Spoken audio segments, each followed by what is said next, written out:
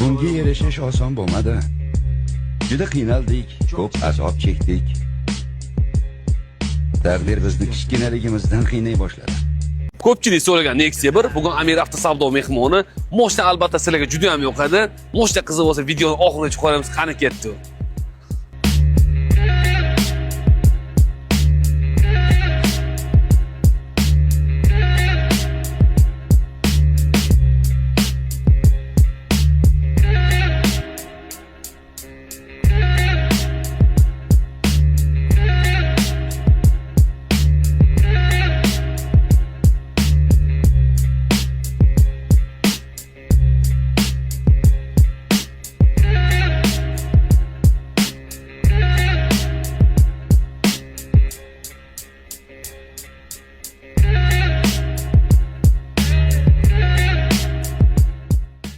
Yilda ishlab chiqarilgan bu Nexia mashinasi 274 ming kilometr masofani bosib o'tibdi. Kraska holatlarini so'rasa egalar o'zim ham bilmayman, tekshirib olishadi dedilar. O'zinglar uchun bir qator preverka qilib olasizlar. Mashinaga gazli uстановка bo'lgan, dokumentlarda umuman muammosi yo'q ekan.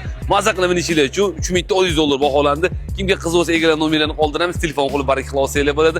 Kuzatishda davom etinglar.